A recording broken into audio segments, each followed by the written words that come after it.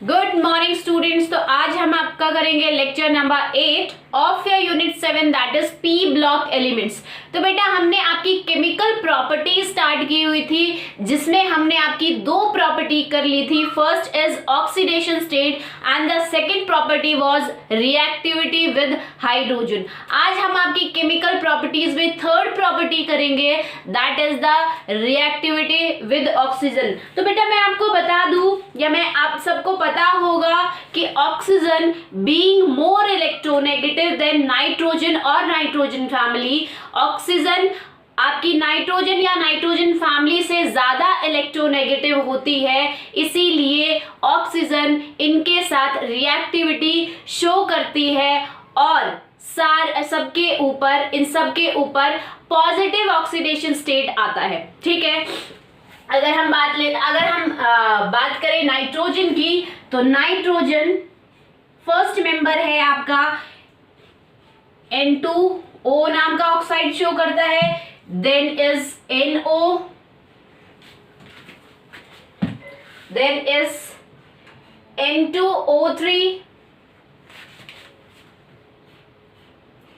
N2O4 and N2O5। ठीक है बेटा, तो नाइट्रोजन जो है आपके देखो ऑक्सीजन के साथ, ऑक्सीजन ज्यादा इलेक्ट्रोनेगेटिव है, ठीक है, तो वो सारे ही मेंबर्स के साथ या पूरी नाइट्रोजन फैमिली के साथ रिएक्टिविटी शो करेगी। और साथ के साथ एक पॉइंट मैंने आपको और बताया है कि ऑक्सीजन के साथ रिएक्टिविटी शो करने के बाद इनके ऊपर ये जितने भी एलिमेंट्स हैं आपके नाइट्रोजन फैमिली के, उनके ऊपर क्या कौन सा ऑक्सीडेशन स्टेट आएगा? Positive oxidation state. जैसे कि अगर हम यहाँ पे बात करें तो देखो यहाँ नाइट्रोजन का ऑक्सीडेशन स्टेट है +1, यहाँ पे +2, this is +3, this is +4 and 1 is +5। ठीक है, एक और आपका कंपाउंड एग्जिस्ट करता है या ऑक्साइड एग्जिस्ट करता है नोट 2, वहां पे भी आपकी +4 ऑक्सीडेशन स्टेट ही होती है नाइट्रोजन की। तो बेटा अगर हम बात करें आपकी नाइट्रोजन की, तो नाइट्रोजन देखो हर एक कितने सारे कंपाउंड्स बना रहा है ऑक्सीजन के साथ, और +1 से लेके +5 ऑक्सीडेशन स्टेट शो कर रहा है। ठीक है, ऐसा क्यों हो रहा है? नाइट्रोजन में ऐसा क्या है कि वो ऑक्सीजन के साथ हर एक ऑक्सीडेशन स्टेट में एग्जिस्ट कर रहा है? तो बेटा इसका कारण क्या है? Due to small size of nitrogen and it can form p-pi bond with oxygen. ठीक है, आपका क्या है? नाइट्रोजन स्मॉल साइज का है, ठीक है, स्मॉलर साइज होने के कारण ये ऑक्सीजन के साथ p-pi ओवरलैपिंग करता है और डबल या फिर ट्रिपल बॉन्ड की फॉर्मेशन करता है। ठीक है बेटा, तो देखो अगर हम बात करें नाइट्रोजन के बाद आपका क्या आता है? फास्फोरस, ठीक है, उसके बाद आपका आर्सेनिक, एंटीमनी एंड बिस्मथ। तो आपके नाइट्रोजन के बाद वाले जितने भी मेंबर्स है या जितने भी एलिमेंट है वो इतने ज्यादा ऑक्साइड फॉर्म नहीं करते। क्यों नहीं करते? रीजन क्या है? क्योंकि जैसे जैसे आप डाउन द ग्रुप जाते हो क्या होता है? As we go top to bottom,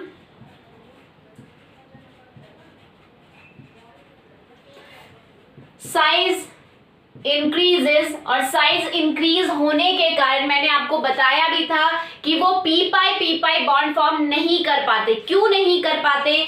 क्योंकि आपका क्या हो गया है? आपका एटम का साइज इंक्रीज हो गया है, जिसके कारण p ऑर्बिटल जो है, जैसे नाइट्रोजन में 2p आता है, नेक्स्ट आपका फास्फोरस में 3p आएगा, नेक्स्ट आपका आर्सेनिक में 4p आएगा, नेक्स्ट आपका एंटीमनी में 5p आएगा एंड देन बिस्मथ में 6p आएगा। तो p ऑर्बिटल की भी साइज इंक्रीज होती है। तो p ऑर्बिटल की साइज इंक्रीज होने के कारण प्रॉपर p ऑर्बिटल्स में ओवरलैपिंग नहीं हो पाती, वो डिस्क्रीट बन जाते हैं, डिफ्यूज्ड हो जाते हैं। इस वजह से आपके क्या होंगे, वो पी पाई बॉन्ड फॉर्म नहीं करेंगे, किसके साथ, ऑक्सीजन के साथ। ठीक है बेटा, तो अगर हम बात करें फॉर एग्जाम्पल आप लोग कि जैसे हम आप घूमने गए हो कहीं बीच पे, तो आप देखते हो कि आप सैंड का टीला बना रहे हो, ठीक है, तो छोटा टीला आपका कितना शार्प बनता है, बट ये छोटा टीला आपका क्या है,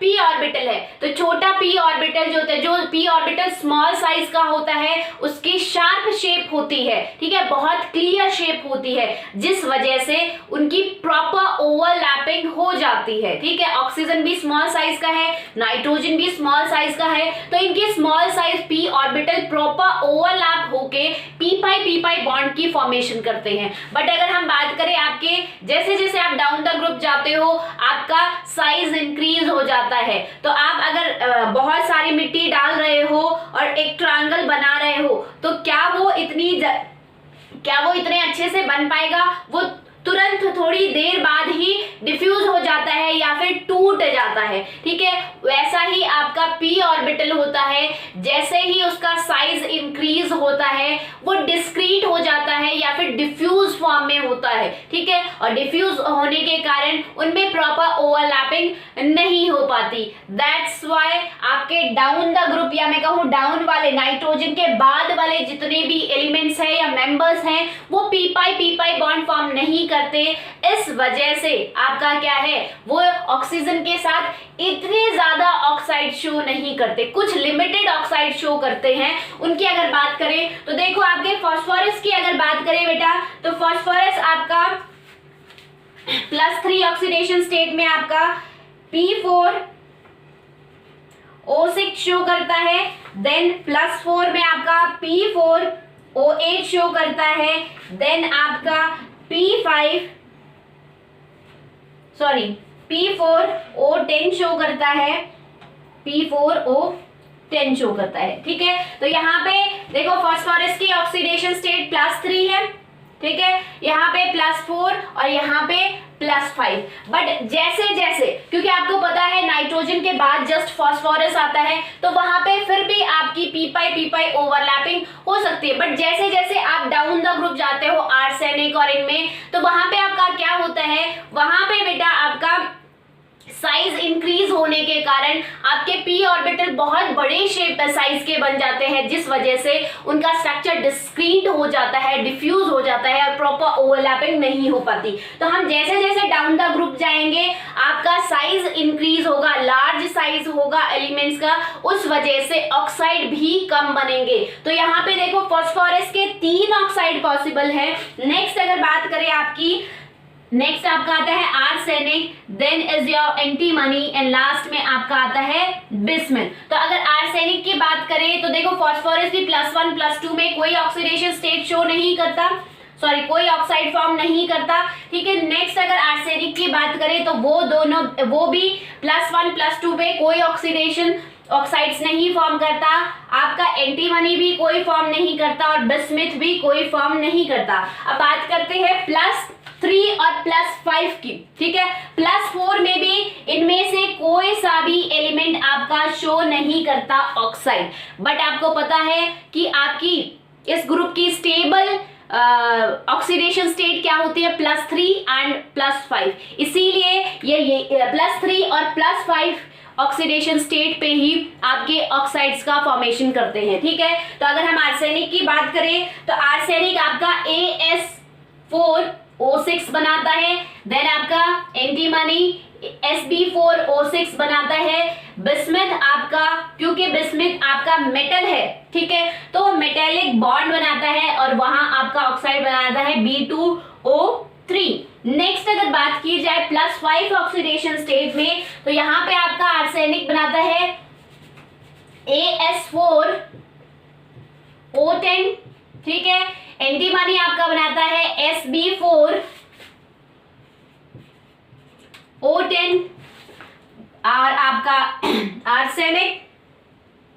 आर्सेनिक हो गया, एंटीमनी हो गया, ये मैंने 4 लगा दिए हैं, यहाँ 3। ठीक है, दिस इज योर AS4O10, ठीक है, this is Sb4O10 and last is bismuth आपका बनाता है Bi2O5। ठीक है बेटा, तो ये देखो आपका क्या है, जैसे जैसे आप डाउन द ग्रुप जा रहे हो ऑक्साइड्स भी कम होते जा रहे हैं। क्यों? क्योंकि डाउन द ग्रुप आपका क्या हो रहा है, साइज इंक्रीज होने के कारण पी ऑर्बिटल का साइज भी लार्ज हो जाएगा और उस वजह से पी ऑर्बिटल के साइज लार्ज होने से क्या होगा, आपका ऑर्बिटल डिफ्यूज हो जाता है, डिस्क्रीट स्ट्रक्चर बन जाता है उसका। इस वजह से प्रॉपर ओवरलैपिंग ना होने के कारण वो पी पाई बॉन्ड फॉर्म नहीं कर सकते। ठीक है बेटा, तो हम कह सकते हैं कि डाउन द ग्रुप ये इतने कम ऑक्सीडेशन ऑक्साइड्स क्यों फॉर्म कर रहे हैं, due to large size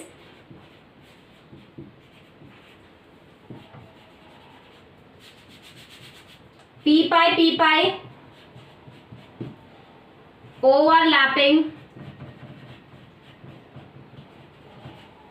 do not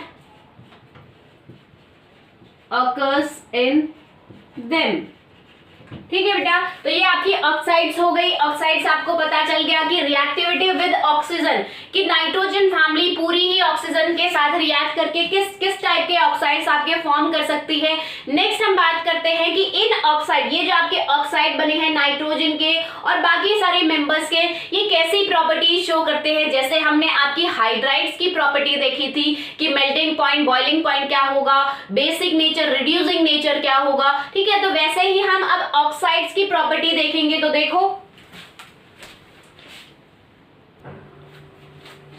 तो नेक्स्ट अगर हम बात करें कि आपके जो ऑक्साइड्स बन रहे हैं या फिर ये फैमिली जो ऑक्साइड्स बना रही है वो आपके किस तरह की प्रॉपर्टी शो करते हैं। तो बेटा आपको पता है कि नाइट्रोजन और फास्फोरस आपके क्या है, नॉन मेटल है। नेक्स्ट अगर आप बात करो एंटीमनी की और आप आर्सेनिक की बात करो तो वो आपके मेटलॉइड्स हैं। और लास्ट में आपका बिस्मिथ क्या होता है, मेटल होता है। तो यानी कि हम कह सकते हैं सबसे पहले nitrogen and phosphorus oxides are acidic, ठीक है, and arsenic and antimony oxides are amphoteric,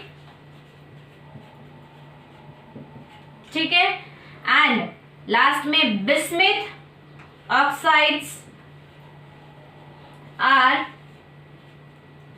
basic. अब मैंने आपको क्या बताया, या हम जानते हैं कि नाइट्रोजन और फास्फोरस आपके क्या है, नॉन मेटल है। तो नॉन मेटल के हमेशा जो ऑक्साइड होते हैं वो एसिडिक नेचर के होते हैं, इसलिए मैंने यहां लिखा है कि nitrogen and phosphorus oxides are acidic. ठीक है, तो हम कह सकते हैं ये क्या है, आपके नाइट्रोजन और फास्फोरस आपके नॉन मेटल ऑक्साइड बनाते हैं, नॉन मेटल ऑक्साइड्स की फॉर्मेशन करते हैं। ठीक है, और अगर आपकी बात करें आर्सेनिक और एंटीमनी की, तो आर्सेनिक और एंटीमनी आपका क्या होते हैं, मेटलॉइड्स होते हैं, इसीलिए ये बनाते हैं मेटलॉइड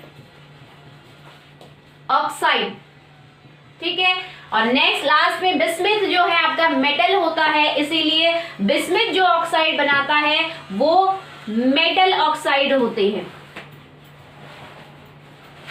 ठीक है बेटा, तो आपका क्या है, देखो नॉन मेटल ऑक्साइड हमेशा कैसे नेचर का होगा, एसिडिक नेचर का होगा, इसीलिए आपके nitrogen phosphorus non metal oxide है, क्योंकि ये खुद क्या है, नॉन मेटल है, तो इनसे बनने वाले जो ऑक्साइड होंगे वो नॉन मेटल ऑक्साइड होंगे, और नॉन मेटल ऑक्साइड हमेशा एसिडिक नेचर के होते हैं। नेक्स्ट अगर बात करें आपका आर्सेनिक और एंटीमनी की, तो आर्सेनिक और एंटीमनी आपके मेटलॉइड्स होते हैं, इसीलिए इनके ऑक्साइड कहलाते हैं मेटलॉइड ऑक्साइड, और इनका नेचर कैसा होता है, एम्फोटेरिक, यानी कि ये एसिड और बेस दोनों के साथ या दोनों नेचर शो करते हैं, इसीलिए इनको हम एम्फोटेरिक कहते हैं। ठीक है, नेक्स्ट अगर बात करें बिस्मिथ, बिस्मिथ आपका मेटल है, इसीलिए बिस्मिथ जो ऑक्साइड फॉर्म करेगा उसको हम कहेंगे मेटल ऑक्साइड, और मेटल ऑक्साइड हमेशा ही आपके बेसिक नेचर के होते हैं। तो अगर हम एसिडिक स्ट्रेंथ की बात करें कि इन ऑक्साइड्स की जो आपकी ये फैमिली ऑक्साइड्स बना रही है उनमें एसिडिक स्ट्रेंथ कैसी होगी, तो एसिडिक स्ट्रेंथ का ट्रेंड, एसिडिक स्ट्रेंथ का अगर हम ट्रेंड देखें तो आपको पता है सबसे पहले आपका क्या है, नाइट्रोजन, फास्फोरस एसिडिक है इनके ऑक्साइड्स, तो हम कह सकते हैं कि नाइट्रोजन दैट इज N2O3, ठीक है। हम +3 और +5 वाले कंसिडर कर लेते हैं क्योंकि पूरी ही फैमिली आपकी +3 और +5 के बना रही है, ठीक है। नाइट्रोजन एक्सेप्शनली +2 +1 और +4 के भी बनाता है, बट अगर हम कॉमन लेके चले तो कॉमनली आपके +3 और +5 के ही ऑक्साइड्स हमने देखे थे, ठीक है। तो एसिडिक नेचर अगर देखें तो सबसे ज्यादा एसिडिक नेचर का कौन सा ऑक्साइड होगा, नाइट्रोजन, क्योंकि नाइट्रोजन आपका नॉन मेटल ऑक्साइड फॉर्म करता है और नॉन मेटल ऑक्साइड हमेशा एसिडिक नेचर के होते हैं। दूसरी बात, उसके बाद किसका नंबर आएगा आपका, P4O6 का, ठीक है। देन आपका किसका आएगा, AS4O6 का, ठीक है। नेक्स्ट किसका आएगा, Sb4O6 का, एंड लास्ट में आपका आएगा बिस्मिथ दैट इज Bi2O3, ठीक है। तो यहाँ पे आप देख सकते हो कि एसिडिक नेचर कैसा होगा, ये आपके क्या है, नॉन मेटल ऑक्साइड, ये आपका क्या है, मेटेलॉइड ऑक्साइड, और ये आपका क्या है, मेटल ऑक्साइड, ठीक है। तो एसिडिक स्ट्रेंथ आपकी ऐसे डिक्रीज होगी, तो हम कह सकते हैं कि जैसे जैसे आप नाइट्रोजन से बिस्मिथ की तरफ जा रहे हो या जैसे जैसे आप डाउन द ग्रुप जा रहे हो, आपके इन ऑक्साइड्स की एसिडिक स्ट्रेंथ डिक्रीज होती जा रही है, क्योंकि जैसे जैसे आप डाउन द ग्रुप जाते हो मेटालिक कैरेक्टर इंक्रीज होता है, और मेटालिक कैरेक्टर या मैं कहूँ मेटल के जो ऑक्साइड्स होते हैं वो बेसिक नेचर के होते हैं, ठीक है, और नॉन मेटल के ऑक्साइड हमेशा एसिडिक नेचर के होते हैं, ठीक है बेटा।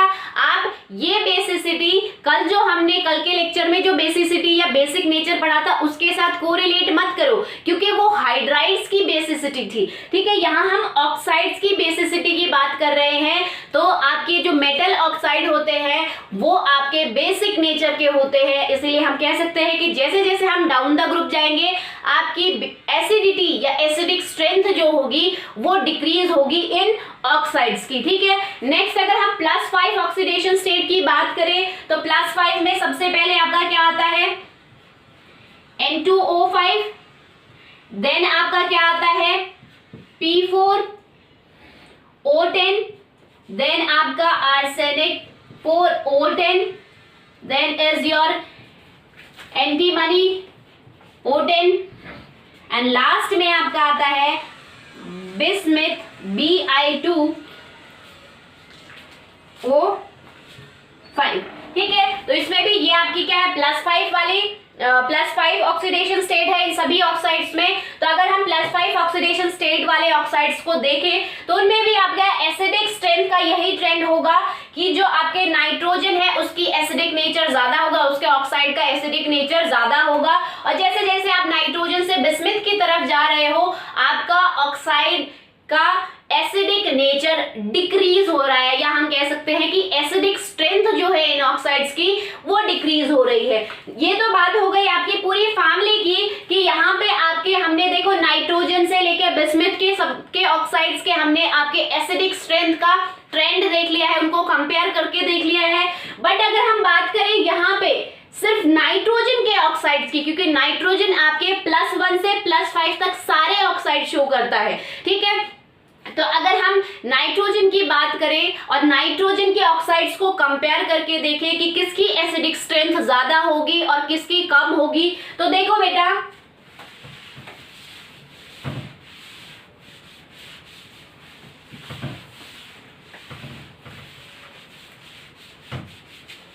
अगर आपका एलिमेंट सेम हो, ठीक है, यहां देखो एलिमेंट सेम है, ये भी नाइट्रोजन, ये भी नाइट्रोजन, ये भी नाइट्रोजन, ये भी नाइट्रोजन और ये भी नाइट्रोजन, अगर आपका एलिमेंट सेम हो और वहां पे अगर आपको देखनी है कि ऑक्साइड की एसिडिक स्ट्रेंथ का क्या ट्रेंड है, तो हम कह सकते हैं या एक पॉइंट आप लिख सकते हो कि as electronegativity of the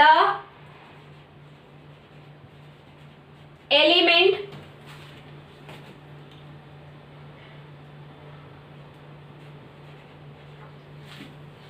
as the electronegativity of element increases the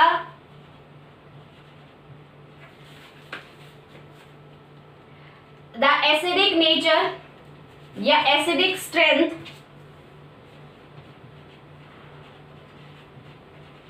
decreases.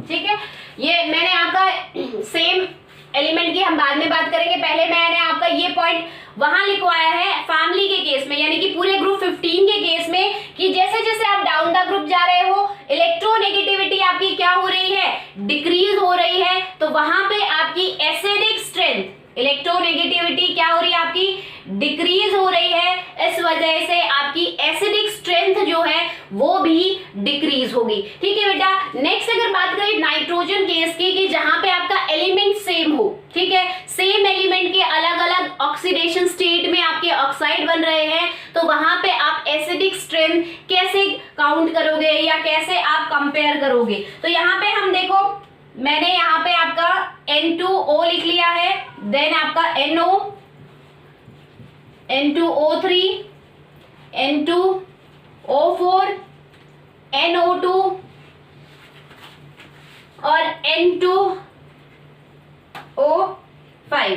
ठीक है, तो आपके नाइट्रोजन के केस में या सेम एलिमेंट के केस में जिसका ऑक्सीडेशन स्टेट जितना ज्यादा होगा, ठीक है, वो उतना ही ज्यादा एसिडिक होगा। ठीक है, जिसका ऑक्सीडेशन स्टेट जितना ज्यादा होगा वो उतना ही एसिडिक होगा। ठीक है, तो यहाँ पे देखो ऑक्सीडेशन स्टेट किसका ज्यादा है, सेम एलिमेंट के केस में यहाँ पे देखो +5 ऑक्सीडेशन स्टेट है नाइट्रोजन की, यहाँ पे +4, +4, +3, +2 एंड +1, यानी कि अभी मैंने आपको बताया था कि सेम एलिमेंट के केस में जहां पे आपके एलिमेंट का जितना ज्यादा ऑक्सीडेशन स्टेट होगा उसका ऑक्साइड का उतना ही एसिडिक नेचर होगा। तो सबसे ज्यादा एसिडिक कौन है, ये है, ये दोनों आपके +4 में है, तो इनका नियरली सेम होगा, देन आपका +4 से कम होगा +3 का, देन आपका ये होगा। तो अगर हम बात करें आपका N2O5 जो है बेटा आपका मोस्ट एसिडिक है।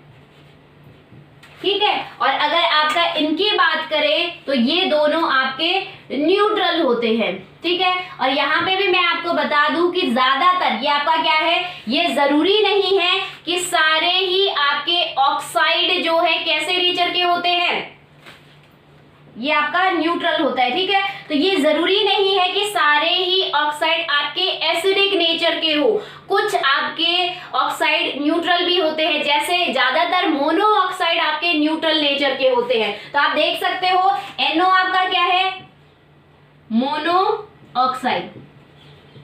ठीक है बेटा, तो मोनो ऑक्साइड है इसलिए इसका ये न्यूट्रल है। नेक्स्ट अगर बात करें बेटा आपकी एसिडिक स्ट्रेंथ, आपकी अगर हम सेम एलिमेंट की बात करें तो यहाँ पे आप पॉइंट लिख सकते हो, as the oxidation state of the element increases their acidity also increases. ठीक है, अगर आपकी ऑक्सीडेशन स्टेट, यहां एलिमेंट आपका कौन सा है, सेम एलिमेंट। ठीक है, अगर हम ऑक्सीडेशन स्टेट की बात करें, जितना ज्यादा ऑक्सीडेशन स्टेट होगा सेम एलिमेंट का, ठीक है, जितना ज्यादा ऑक्सीडेशन स्टेट होगा, या हम कह सकते हैं कि एक पर्टिकुलर एलिमेंट का अगर ऑक्सीडेशन स्टेट जितना ज्यादा होगा उसका ऑक्साइड भी या उसकी एसिडिक नेचर भी, उसके ऑक्साइड का एसिडिक नेचर भी ज्यादा होगा। ठीक है, तो सेम एलिमेंट के केस में, या फिर आप क्या बोलते हैं, सेम एलिमेंट के ऑक्साइड देखते हो तो वहां पे हम एसिडिक स्ट्रेंथ कैसे देखेंगे, ऑक्सीडेशन स्टेट की वजह से देखेंगे, या ऑक्सीडेशन स्टेट की हेल्प से देखेंगे कि जिसका जितना ज्यादा, जिस कंपाउंड में जितना ज्यादा ऑक्सीडेशन स्टेट है आपके एलिमेंट का, वो कंपाउंड या वो ऑक्साइड उतना ही ज्यादा एसिडिक नेचर का होगा, या उस ऑक्साइड का उतना ही ज्यादा एसिडिक स्ट्रेंथ होगा। तो बेटा ये तो हो गई आपकी सेम एलिमेंट की बात कि नाइट्रोजन के ही ऑक्साइड को हमने कंपेयर करके देखा। नेक्स्ट अगर हम देखें, आप अभी तक देख रहे थे आपने फास्फोरस, आर्सेनिक, इन सब के ऑक्साइड्स देखे थे, किस स्टेट में देखे थे, किस ऑक्सीडेशन स्टेट में देखे थे आपने, +3 एंड +5 में देखे थे। तो वहां पे आपने क्या देखा था कि फास्फोरस का आपका क्या होता है, P4O6, ठीक है, और आपका यहां अगर हम देखें तो क्या था, P4O10, और यहां आपका क्या था, P4O8, ठीक है बेटा। तो अगर हम यहाँ बात करें आपकी +4 ऑक्सीडेशन स्टेट की बात करें या +3 की बात करें, तो आप देख सकते हो कि यहाँ पे फास्फोरस ले लो, या फिर अगर इससे नीचे आने वाले जितने भी एलिमेंट है सारे टेट्रामेरिक फॉर्म में थे।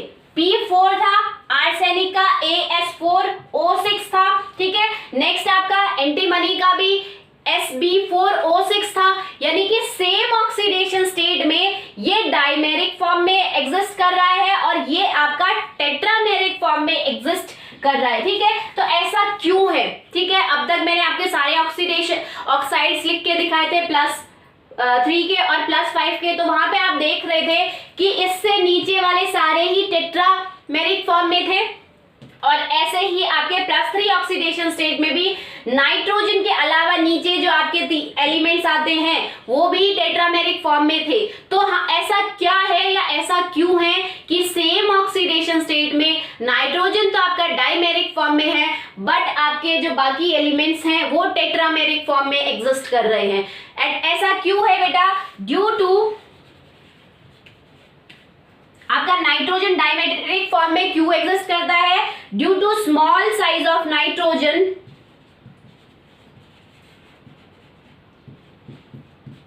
It can form p-pi bond, ठीक है।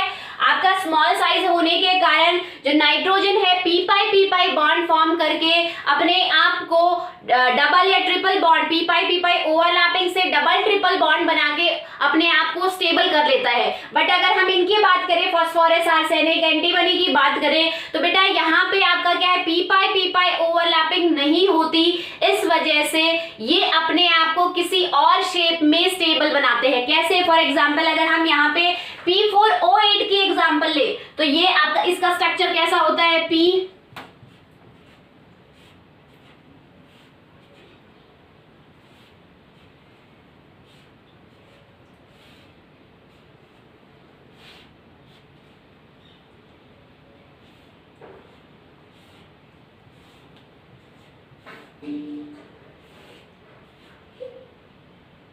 है बेटा। तो इस टाइप का आपका स्ट्रक्चर होता है। कितने हो गए,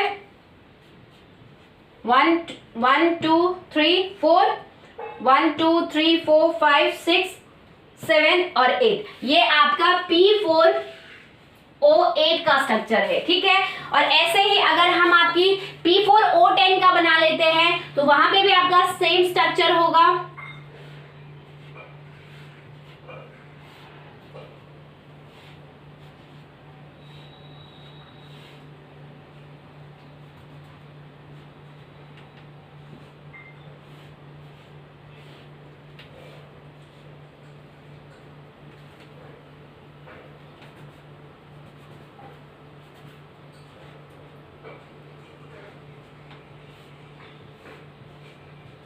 ठीक है बेटा, इस टाइप का आपका स्ट्रक्चर होगा। और यहाँ पे